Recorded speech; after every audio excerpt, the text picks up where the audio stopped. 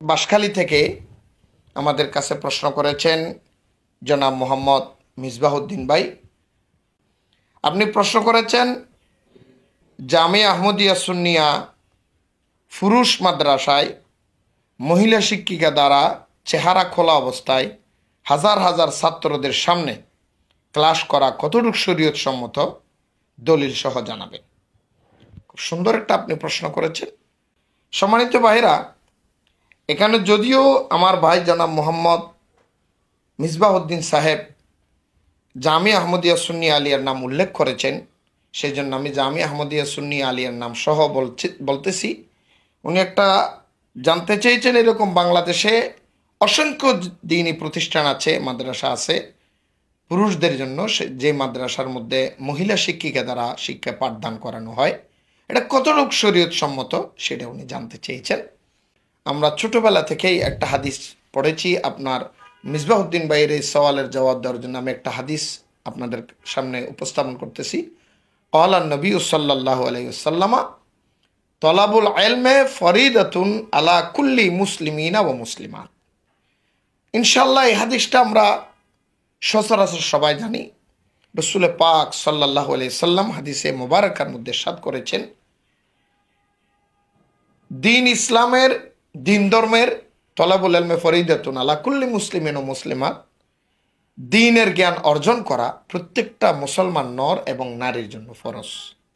এই হাদিসের মাধ্যমে আমরা জানতে পেরেছি যেখানে মুসলিমিন ও মুসলিমাত পুরুষ এবং মহিলা উভয়ের জন্য ফরজ করা হয়েছে। ফরজ যখন করা হয়েছে, পুরুষ থেকে মহিলা এলেম নিতে পারবে, মহিলা থেকে পুরুষ এলেম নিতে পারবে।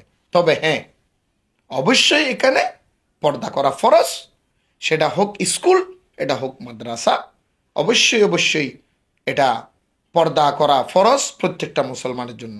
সম্মানিত ভাইয়েরা, আমরা আরেকটা কথা এখানে কোট করতে পারি। রাসূল পাক সাল্লাল্লাহু আলাইহি সাল্লাম যখন দুনিয়া থেকে বিদায় নিয়েছিলেন, সাহাবাই কেরাম বিভিন্ন প্রশ্নের যখন সম্মুখীন হতেন, আমরা হাদিসে পাকে দেখেছি অনেক সাহাবাই কেরাম উম্মুল মুমিনিন মা আয়েশা সিদ্দিকা রাদিয়াল্লাহু তাআলা আনহার দরবারে যেতেন, ঘরে যেতেন, ওনার শরণাপন্ন হতেন।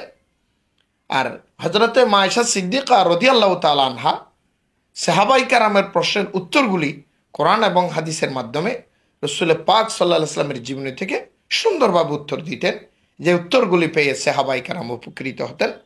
তবে এখানে একটা ব্যাপার হলো, সাহাবাই কেরাম যখন মা আয়েশা সিদ্দিকা রাদিয়াল্লাহু তাআলা আনহার কাছে যেতেন, মা আয়েশা সিদ্দিকা রাদিয়াল্লাহু তাআলা আনহা অবশ্যই পর্দা মেনটেন করেই তাদের সওয়ালের জবাব দিতেন।